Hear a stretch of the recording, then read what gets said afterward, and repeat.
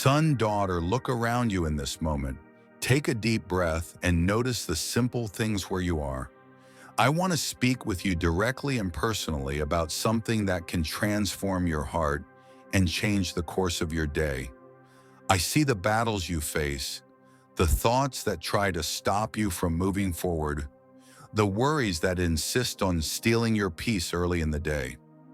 Many times what weighs you down isn't just the big storms, but also the small dissatisfactions and the difficulty of seeing the value in what truly matters. That's why, with love and the intention of healing, today I give you this invitation. Pause for a moment and reflect. Have you already given thanks today for the small victories you've achieved? Maybe you feel you don't have much to be grateful for. Maybe you're facing one of those battles that drains your strength, makes your chest ache, makes your eyes heavy from fighting so much. Maybe illness came uninvited, or some kind of curse seems to linger over your family. Or maybe it's the fear of losing your job, the fear of not being enough for others or for yourself, the fear that no one will see the value within you. I see all of that. I understand how hard it is to notice the good things when the storm is loud. But I want to show you that small victories are being poured out every day. Signs that you are not alone, that your life is not stuck, that care is present even when it doesn't seem to be. I want to invite you to look with new eyes. Gratitude isn't just a response to great achievements. It's mainly the ability to recognize what is moving inside your routine in the ordinary moments of your day. Waking up and breathing is already a silent miracle. Being able to get out of bed, no matter how much pain you feel, how tired your body is, or how heavy your thoughts are, that's already a victory. Maybe you didn't accomplish everything you wanted yesterday. Maybe you failed at something. Maybe you felt like giving up, but you didn't. Maybe you cried, but still kept going. And that persistence, that step taken even in exhaustion, that is a victory. I see victories in you that you don't even notice. I want to show them to you. Many wake up wishing the day would end quickly because they can't take the burden, the routine, the pressure, the demands. But you made it this far. That alone is proof of resilience, of faith, of something greater holding you up. You're still here because I have purposes for every second of your time.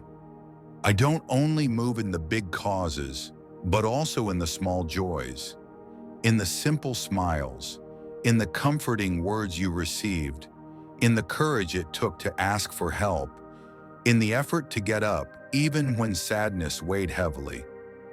Every time you defeat a negative thought, every time you say no to temptation, every time you pray even when you feel weak, all of that is victory. All of that is reason to give thanks. Have you given thanks today for being able to eat? For that unexpected hug? For the simple message someone sent that warmed your heart? Have you given thanks for the bread on your table, even if it's not as abundant as you wish? Have you given thanks for the health that still remains, even if symptoms, pain, or illness are present? Every breath is a victory. The fact that you can move, that you have a mind that thinks, eyes that see, ears that hear this text, and the ability to understand and reflect. Those are small gifts often overlooked in the rush of routine. There are people facing trials you can't even imagine. Patients in hospitals who would give anything just to sit up in bed and drink a cup of coffee, to feel the sun on their face, to hear a friend's laughter, to go to work, or to solve simple daily problems. There are paralyzed people who dream of walking from the bedroom to the kitchen. People who lost everything in sudden disasters and would give everything to start over with even a little. And you, despite your struggles, still hold hidden victories in small and quiet places. When you begin to give thanks for the little things, your heart begins to heal from the great dissatisfactions. The spirit of ingratitude opens the door to discouragement, to comparison, to the weight of failure. But when you start noticing the hidden miracles in the ordinary, even the biggest battles begin to feel smaller. Don't wait for big changes to feel grateful. What you call small is often what prevents your hope from collapsing. Faith is built in consistency, not in the extraordinary. Stop for a moment now and think of something simple, something that, without it, your life would be much harder. What do you have today that yesterday seemed impossible? What has improved, even if almost imperceptibly? What did you overcome that, though scars remain, no longer controls you as it once did? These are small victories, and I want you to notice them, because I am present in each one. Maybe you're thinking, but my life is full of struggles, unsolvable problems, difficult people, curses that never seem to end. Yes, I see all of that. I don't deny your pain. I don't ignore your battles. I don't belittle the tears you shed in silence. But I also want to teach you that the heart that learns to give thanks for small achievements is the same heart that prepares to receive great miracles. Because whoever is faithful with little will be trusted with much.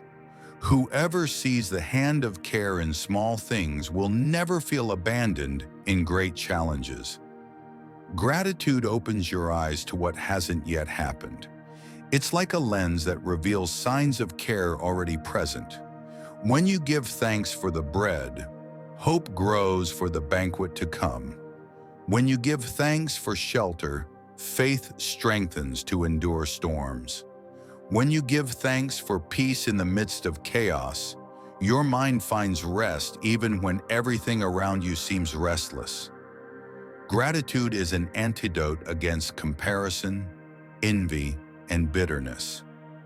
The spirit of gratitude changes the atmosphere of your home, changes the words you speak, changes the way you see your struggles. How many times have you failed to notice that you came out of situations that seemed final, but now no longer hurt? How many times did you receive bad news, only to later realize the victory was in the fact that something worse didn't happen? How many times did you ask for something, didn't receive it, but later realized it was actually protection? Gratitude doesn't need long explanations. It simply recognizes, I still have reasons to go on. And that's what I want you to feel today. There are real reasons to be grateful, even now. Giving thanks for small victories doesn't deny struggles, doesn't pretend it doesn't hurt, doesn't sugarcoat reality. It's simply choosing to notice what, though small, is proof you are not alone.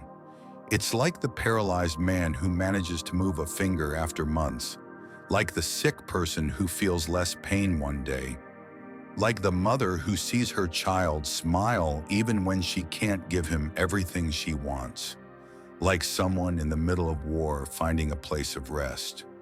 Small victories sustain the weary heart, feed hope, and open doors to greater miracles.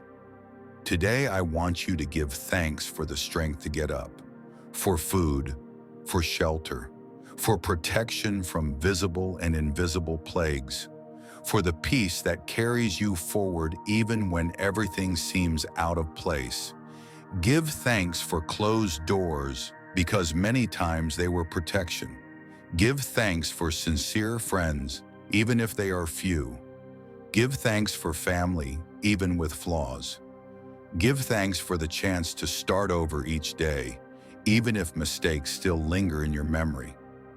Have you realized many miracles don't come with fireworks? Sometimes victory is simply being able to sleep after a restless night. Sometimes it's finding joy in a simple conversation, being able to pay a bill that seemed impossible, finding the courage to ask for forgiveness, overcoming the urge to give up, or taking care of someone even when you need care yourself. Victory isn't always about winning the war. Many times it's simply not giving up the fight. It's keeping hope alive. It's resisting the cycle of self-destruction.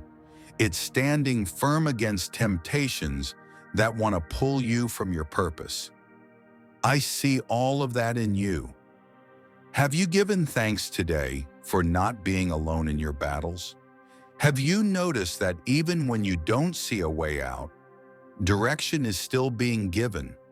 Have you given thanks for the protection that stopped worse things from happening?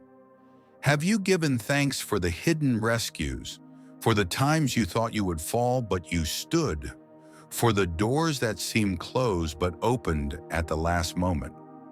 Many times you compare yourself to those who seem to have fewer problems. But I tell you, everyone has battles and small victories. No one is spared from struggles, but everyone can experience comfort and transformation. I want you to begin a new habit in your life. Every time you feel like complaining, stop and find something, no matter how small, to be grateful for. Every time the weight of curses seems to crush your hope, look at what you've already overcome. Every time someone hurts you, remember the people who love you. Every time illness screams louder, give thanks for the ability to feel, to fight, to believe healing is possible. I don't ignore your pain, but I want to show you that gratitude is a bridge to greater miracles. Because when you give thanks, your heart opens to receive more. Maybe today the only thing you can do is thank for the basics, for waking up, for breathing, for having another chance to start again. Don't underestimate its power. A seed of gratitude can break old curses, attract favor, turn plagues into blessings, and hold you up in the middle of tribulations. Give thanks for today, not tomorrow. Give thanks for what you already have before asking for what is yet to come.